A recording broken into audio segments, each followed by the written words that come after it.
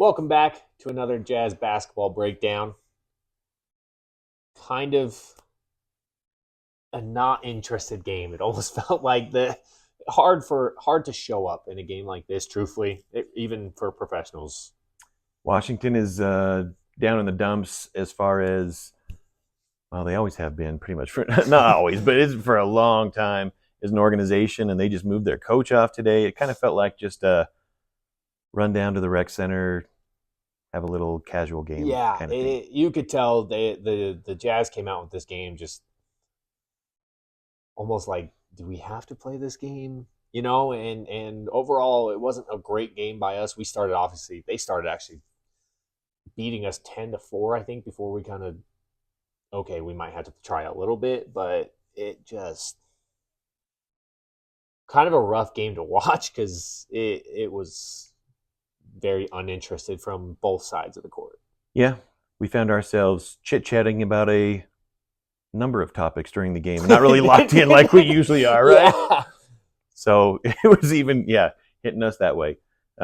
Washington's interesting that they have some young players that I like, but even you mentioned during the game, what is their direction? They're paying a chunk of money to Jordan Poole, And Kuzma. Kyle Kuzma, and they're both just going to kind of just go out there and get their own and not really build towards something. I think Advia is rotting basically on the vine there. And that's the thing is, like if that's your future, right? Your future is riding on Jordan Poole and Kyle Kuzma turning into stars. Yeah. And I mean, they picked up Koulibaly in this last draft. They traded right up to get him, so they obviously wanted him. So right. They've got a lot of years left of talent acquisition, or I don't know.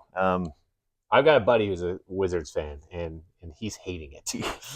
I didn't know one of those existed until you told me about him. But so you're the one. We found you. Yeah, that's rough. And what's funny is like, is anyone really surprised that you're getting this out of Jordan Poole and Kyle Kuzma, right? Like you knew who they were, and so I mean, it's just you look at the bottom of the barrel teams right now, and you look at the Wizards comparing them to like, I mentioned Detroit, San Antonio, Charlotte, those teams. Every single one of those teams has so much more of a brighter future and like young stars on their team. Stars that make sense, building towards the future about what they're going towards. I mean, even Charlotte, with Brandon Miller, LaMelo Ball, Mark Williams. That's the one I was trying to remember. We've liked him for a number of years now. You're the one that turned me on to this guy in college. I'm a Duke fan, so yeah, he's a Duke fan. But yeah, Mark Williams has some interesting stories. People that have worked out with him in his workouts behind the scenes. But anyways, we can get to that another time. But yeah, you're right. Those other teams, Detroit has a definite direction. I think they need to do something with the Jaden Ivey, Cade Cunningham thing. I think it doesn't really kind of jive there. Which is funny you mentioned that. A team, the Hawks were actually involved in trade talks with them, and the Detroit basically shut the talks down when the Hawks wanted either Jaden Ivey or Asar Thompson. When that got brought up, the Detroit basically told them, all right, I guess we're not discussing this with you. Interesting. Because if I'm Detroit, I would do that Jaden Ivey for DeJounte Murray. I mean, you'd have to obviously make some changes to make the salaries match up because they don't. But that seems like that would be much more of a fit than what they've got. That would be interesting to me. But if they've got an idea there, like the point you made, back to that, they definitely seem to have much more of a vision in what they're doing going into the future than Washington does. It's a little bit hard. And I mean, we've got even, quite a bit more of a core. I feel like we're not really any farther into a rebuild than they are. I guess they kind of blew it up. We've got part of a season later than we did. We've got a lot of draft picks. We've got good young players with, they're developing with Hendricks and Keontae and maybe Bryce Sensabaugh, those guys. But a big difference that we have that they do not have is we have an all-star, borderline superstar in Lauri Markkanen. That is super easy to build around. Yes. You can pair any other star in the league with him and it fits great. Yep. You cannot say that about Jordan Poole. Can't say that about Kuzma. No. Yeah. And tonight's a perfect example. Lauri, you're going through this game and it's like, man, he's really struggling tonight. Oh, he has 29 points on 11 of 20 shooting from the field, 6 for 12 from the 3-point line, 3 steals. Okay. That's just what it feels like at times. There's times where it's just like, man, Markkanen's kind of struggling tonight. Oh, he has 25. That moment actually did happen during the game, like right out of his mouth. Markkanen has 23? That moment, and then he hits a couple other threes and shows why he's one of the best catch and shoot guys in the league. And that's the thing. That's what's special about him is at his size, to be a 7-footer and not just be a good shooter, to be able to, the old Joe Ingles high catch and shoot, to be able to do that so efficiency-wise that you're the best in the league at catch and shoot at his size. A 7-footer with that kind of athleticism can put the ball on the floor, and he can catch and shoot without having any gather. Mm-hmm. That's insane, and that's improved by miles in just this last season. Yeah, he improved that in the offseason a ton. Apparently, they work on that in the Finnish army because man, he came back and all of a sudden his release is so much quicker. He doesn't have to gather. And that's hard to do. And there's a couple moments tonight that we've discussed a lot about wanting to how we need to get in the ball more in action and stuff like that. A couple moments tonight really showed why. Right, he had a couple times where he makes that cut into the middle of the court, and was covered, and they still threw him the ball, and he's so strong and big that one of the plays he bodies the guy, turns and shoots a little floater like it's nothing. The next time, catches it, bodies a little bit, pulls the big man, passes to Kessler, who gets wide open dunk. These are the reasons. I mean, he ended up with 6 assists tonight.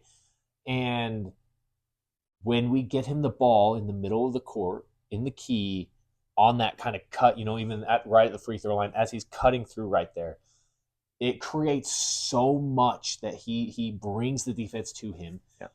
And he has shown a growing ability to create and make those passes that there's no reason he couldn't average 4 or 5 assists a game if we consistently ran that motion through him and actually gave him the ball instead of every once in a while giving him the ball in that spot. Yep. And there was a comment on last video saying, you guys want him to get the ball more, but he's covered a lot on that action. No, I agree. We see that. We want the people who have the ball to be a little bit more patient. If he's covered on the top side of that screen action and behind and somebody's wide open, absolutely pass to somebody else. But if he's one-on-one ever, get him the ball. Yeah. Or if it's covered and we need to actually have a second action, the best teams, the best players won't just do one action and stop. So in response to that, absolutely, he is going to be the target of all scouting reports for our games. Be more patient in getting him the ball, and anytime there's a 1v1, don't shy away from that. And we want that matchup. Right. That's the thing is how many times, because the way the motion's either happening or because the mismatches we have on the court, does he have a wing who's 6'6", 6'7", trying to guard him in that motion? I don't care if they're on his hip. Mm-hmm. They are not big enough. They are not strong enough. They are not athletic enough. 99% of the league is not at of the wings that are going to be stuck in that motion. They're not big enough and strong enough to stop Markkanen. If Markkanen truly catches it into that motion, it's just not going to happen. Even if we're not leading him with a perfectly timed pass right to the rim, even if we need to pass behind him a little bit and he gets the ball stopped at the free throw line, I accept those terms. That's good. Get him the ball. And that's the thing is because Markkanen's willingness to kind of pass also is that kick to him, he can catch that, and if the guy's there, you turn into the Kessler dunk that we had. It also opens up these two wings. So if you're kind of the elbow and you make that pass, or if you're up top, you make that pass and then slowly move to the elbow, you're going to get a wide open three a lot of times. Yeah. And that's why some guards, it doesn't make sense to me why they're unwilling to make that pass. Not just on our team, a lot of guards in the league. Because if you just make that pass and take 2 steps to the side, Markkanen's gravity will pull the guy to you, and you will get a wide open three. Absolutely. That's what makes him such a perfect teammate. In Markkanen, I've seen when there was talk about, would the Jazz trade Markkanen for that little window there? Some of the knocks on him where he only averages 1 assist a game or whatever. Like, it's because when we do get him the ball, he's able to create a quality shot even when people are on him, even though when we're not creating some wide open layup scenario, that we want him taking that shot. I feel that if we wanted him to be more of a passing piece of the team, that he could average between 5 and 7 assists a game pretty easily. Yeah. Pretty easily. He makes those passes. He's unselfish. He can do that. And the gravity he pulls. He absolutely pulls players to him like crazy. There was another comment too talking about trades that I just kind of wanted to address. I kind of like, the comments that we get and being able to talk back to them. Yeah. There was a comment saying not really understood the discussion on the Miami Heat's trade earlier this week. Absolutely agree. We're not the Miami Heat, and we're not in a buying situation trying to close in on a finals. My only point was that the Miami Heat, even though they're winning, are still making moves to try and get better. And that was the point just from some comments in the past. And also my brother-in-law that was saying, why would we make trades? We're winning. Winning teams still make trades. And that was the whole point. That's right? the thing, right? I understand we're not the Miami Heat. Your comment, 100%. Yeah, we are not in the same position as the Heat, who are going and trying to compete for championships right now. We're not there yet. But there's no reason why we should be shying away from making moves and trades right now, because teams like that are willing to make moves. And so that was my comment. There are a lot of Jazz fans that for some reason want to just sit back and play mediocre, right? Mm-hmm. And we're against the whole approach to mediocrity. There are times and situations that we should make possibly a trade to get better, like we tried to with Jrue Holiday. We tried to get in on that. Yeah. And that would have been a piece. Deal. That would have been a piece to get better. Done. Jrue Holiday was unwilling to sign an extension with the Jazz. That is what happened. So it became not worth it. We had a better offer. They've openly said the best offer came from the Jazz, but part of the offer was Jrue Holiday signing an extension. If he was unwilling to do that, the Jazz would not make the trade. So in some scenarios, we are looking to do a similar thing like Miami did. In other scenarios, I would see where it would be worth it for us to move a couple of pieces if we get right kind of assets back that make us better for the future too. So we're kind of in a middle area there. I agree we're not the Miami Heat, but we are against the don't make any moves because we're kind of comfortable right now. We don't want that. That was the whole point of... We're comfortable at 500. Yeah, which we got back to tonight with the win, right? Yeah. We're back to 500. And I didn't really check our place in the standings. I imagine we're somewhere between 9 to 11. somewhere. I was going to say 9 to 13. But yeah. I'm sure we're in there, right there somewhere. So a good time of the year, a good time of the stretch to have a Washington game. I don't really think you can really take a whole lot from it because we went in there kind of so lackadaisical. And we got another one kind of at Charlotte, right? Yeah. Like I said, I viewed Charlotte more as a challenge, especially with LaMelo back. And some of their younger players they have going. I guess Charlotte feels more like an actual NBA game going to play against them, where, like you said, this felt like you're going down to your local natatorium. We were at the YMCA. Yeah. So the only thing about this game that I really felt was really positive and wanted to talk about was John Collins. Absolutely. John Collins, this was his best game in a Jazz uniform, I would say. Not just stats-wise, but activity-wise. Activity for sure, yeah. And, he didn't make a three tonight. He was 0 for 2. But beyond that, he only missed a couple shots. I think he missed 2 other shots, not threes, and that was it. And 22 points, 16 rebounds. He was very active. Even though a couple of times he didn't get the block, he altered the shot. Yep. Really exploded. And that's where it's like frustrating at times when he is just lazy is the best word for it. At times, off the ball when he just gets beat in certain spots because he's so freaking athletic.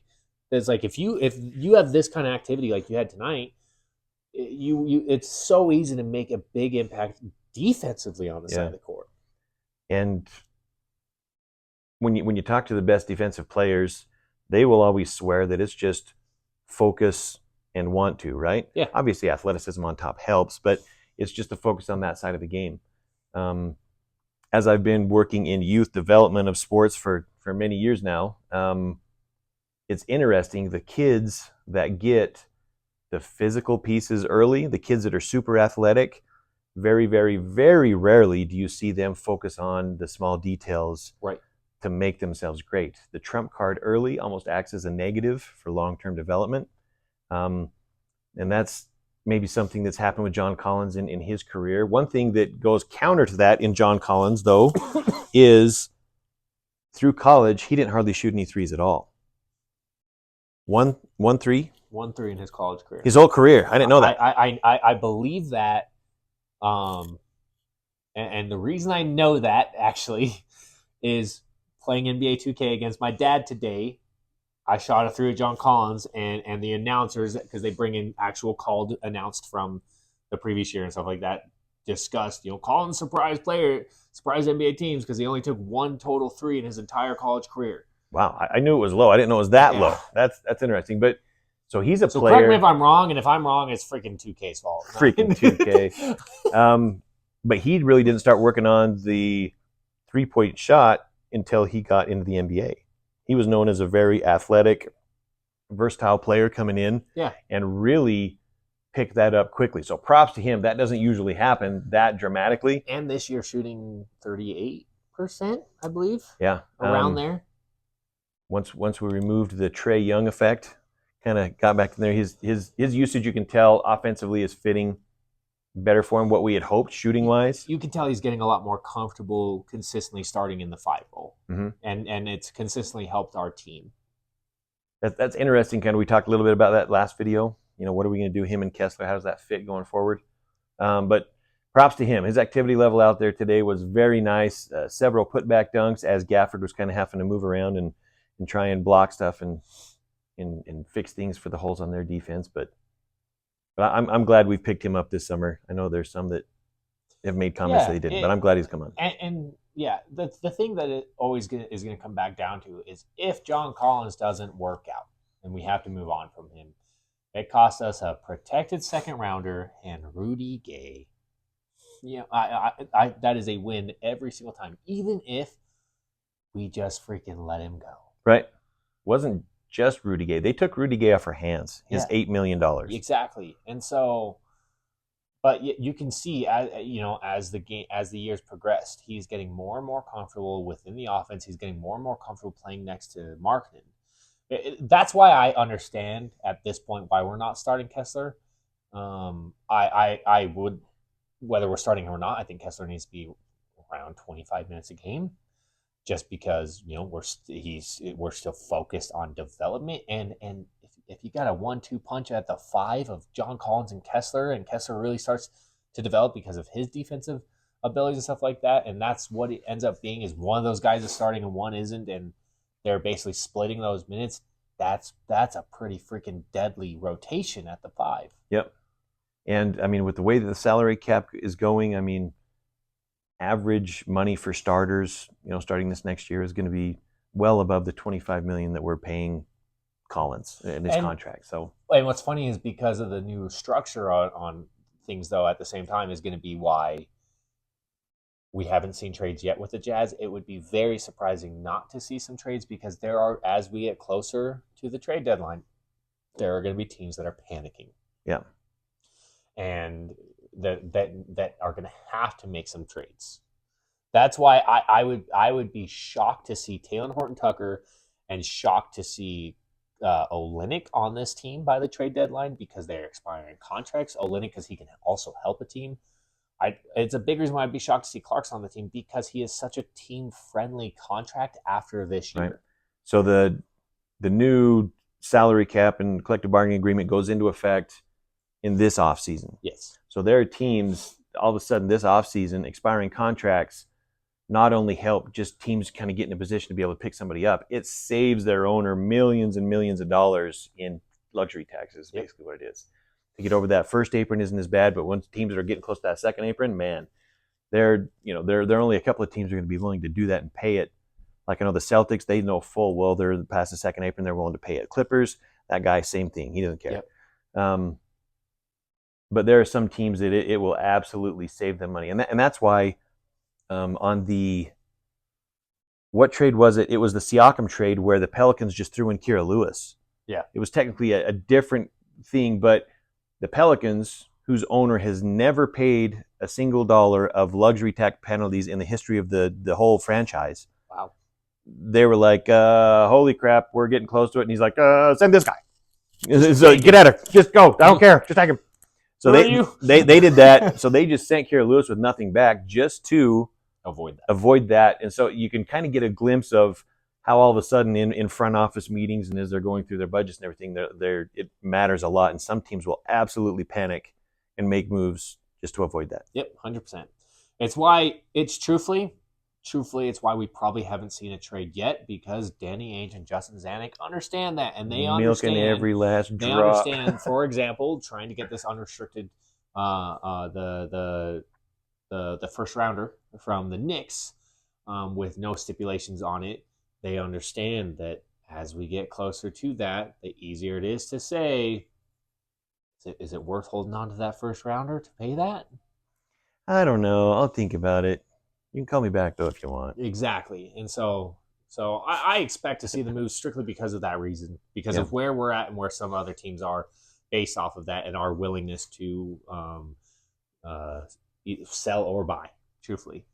And everybody that talks about the Jazz's books talks about how clean they are. They mention how clean the Jazz's books are because we're past the 90% of the first apron, which means we're not penalized for being too low. We don't have a whole ton of our trades. Reason why John Collins is such a good asset right now on our team.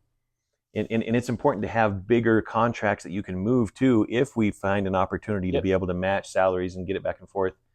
If we didn't have, because I mean he is our biggest salary at $25 a year, right? Yep. In Clarkson's right there in the 25 area this year, 24, 25. That's the thing is Clarkson. If you're looking at a year-to-year basis, yes, this year, but it would be able to match salary-wise to satisfy another team's books, and then it would come off their books. So that's why he's so appealing. Yep. So that's why you need kind of salaries bigger like that if you want to kind of fish, go after bigger fish. Is you have to have some bigger salaries to be able to piece in there and make the numbers work. So right, 100%. So it's interesting that way. Like we said before, though, without the front office telling us what they think, we'll be able to tell what they think. Yeah, by the moves, by the non-moves. We'll have a much more clear understanding of what they really think of where the direction needs to go. Yep. And there are teams that will panic, like you said, somewhat during this trade deadline, and there are teams that will be in absolute crazy mode in this offseason. Yeah. And one last thing I kind of want to hit on this video. Something that was really interesting, I was actually talking to my dad about. He was reading an article that came out talking about, we discussed last video, Chris Dunn and Keyonte George and wanting them to play minutes together. An article actually came out talking about how it was very adamant in the preseason. Chris Dunn had kind of taken Keyonte George under his wing and was mentoring him.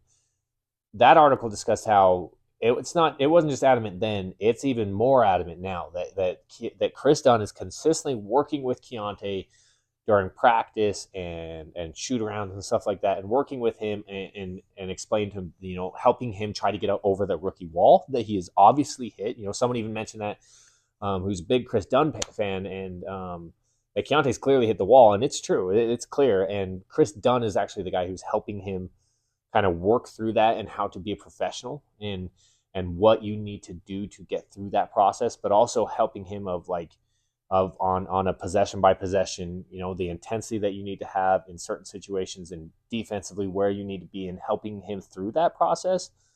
That's why I think it'd be so beneficial to allow those two to have some minutes together, because he's going to be the one that when Keyonte messes up and something happens, he's going to be the one to quickly pull him aside and, like in this situation, go here, right? And coach that real quick and be able to have that coach on the floor with Keyonte. Just would be super beneficial for his growth through the rest of the season, in my opinion. And I love the situations where when Keyonte passes the ball off to him, and we saw it early on in the season, preseason, where Chris Dunn make a quick move, dribble, and get it right back to him. We have a situation on our team, especially within our guards, that once you pass the ball, you don't ever see it again. Yeah. And so it kind of that kind of habits within a team. It has an effect. It has a natural byproduct that guards will want to hold on to the ball more because they know they're not going to get it back. You want to kind of hunt yours a little bit longer. You hold on to a little bit longer. You maybe miss the ideal window of somebody else making a cut, making a run. We see that a lot. You could tell Keontae was getting very frustrated with Olynyk tonight because Olynyk looked him off over and over and over again on the dribble handoff. Olynyk and Clarkson, man, they just look for each other. It drives me nuts. Yeah.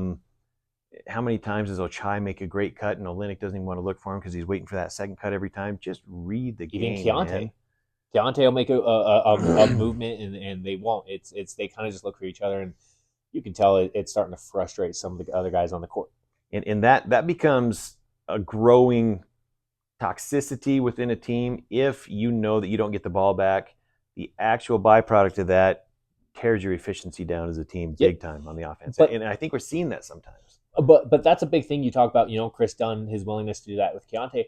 Chris Dunn, when he's played with Keontae, makes a point to get the ball, not just get it to Keontae, but get it to him in good situations because he is mentoring him, because he obviously loves Keontae and believes so much in what his ceiling can be. He does everything he can on the court with him to make him successful. Damn, that's a good freaking asset to have next to your rookie. Yeah.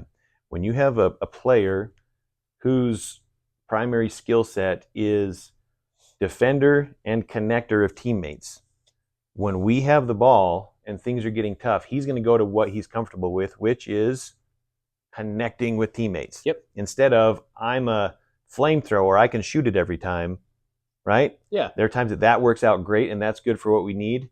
But a lot of times you'll see him kind of shunning teammates in open situations because they're looking for theirs. If you have a connector that's looking to make everybody else on the floor better, rising tide raises all ships. And that's not saying you don't need those scores. Sure. You need those scores as well. But yeah, Chris Dunn, I just think he would be so beneficial to be on the court with Keontae because of what Chris Dunn is working on with Keontae. Yep. And we like Ochai with Keontae as well for certain things. I also like Ochai with we talked about them with Clarkson kind of starting the year, or even Sexton at times. So we've kind of talked a little bit about the guard pairings in the last couple of videos. I think that's pretty important going forward. We'll see what happens up to the trade deadline, but I would like to see certain pairings, especially on our guard line. Yeah, I think that's important. And that's the thing is, you talked about Clarkson and Agbaji and Sexton and Agbaji. Agbaji is a perfect player to be paired next to Clarkson or next to Sexton because they're very ball heavy, usage heavy players, and Agbaji can be very effective because of what he does on the defensive side of the court without needing or demanding the ball on the offensive side. Willing to move, he'll screen, he'll cover for the defensive mistakes. An absolute tireless worker. Yeah, it works out well together for a lot of reasons. So yeah, that'll be interesting. It's kind of tough to take a lot from this game because it seemed like we were just so casual, but still fun to come in and watch them. I am excited about some of the matchups with Charlotte, though. That'll be fun. I love LaMelo Ball's story of where he went from in high school and the kind of the growth he went to. So he's his career I've enjoyed watching as he's improved, and I just want to see him be healthy. And so I always look forward to being able to watch more games with him. And then they obviously are a very young team in themselves. So man, I tell you, when his dad took him over to Eastern Europe, what country did he take him to? Was it Lithuania or? Man, I thought, boy, he's done. He went to Lithuania. I thought, what a mistake, man. And went to shit. Then he went to Australia, and his teammates talked about how when he came into Australia, they thought, oh, here's some punk kid and stuff like that. And that was at that point, him and Lonzo kind of separated themselves from their dad. And at that point, that's when all the growth came in, and a lot of his Australian teammates have had nothing but good things to say about him and his growth amazing as a man. player and a person. So love watching him be successful because of his willingness to work through the fire, man. Age. Yeah. So excited for that game. We look like a team that's tired on a road trip right now. We do. So hopefully, even though it almost felt like a crappy win, even though we kind of blew them out, hopefully a win brings that resurgence back to the team and we start off better than we have the last few games. Yep, that was pretty obvious, the energy level tonight. So it'll be good. And the only other thing I wanted to say is I think Brandon Miller is kind of the modern NBA too. Yeah, I like that kid's game. You've been a big fan of Brandon Miller for a while, so it's I was pretty high on him since basically the offseason after his senior years when I kind of started keying in a little bit. It'd be interesting to see his development as he's going along. I know he kind of struggled down towards the end of the year last year in college with Alabama there, but I think also that had a lot of stuff going on. There was some stuff, and who knows exactly all that was a part of it. And word was he had mono too, and he was having security guards having to go around with him. I don't know that much on the personal side because I don't know. Seems a little bit weird, but because we don't know them. Because we don't know, but man, I think that he looks like the modern two in the NBA, and man, what a skill set! It'd be fun to watch that kid. Yeah, so excited for that game, but hopefully we start out a lot hotter than we did in this game and more energy. Don't necessarily need to be hitting every shot. Just we need more energy is I think we need to start with compared to the last 3 games. We've started really low energy. That's true. Started out poorly. So, all right, we'll see you guys then. Thanks.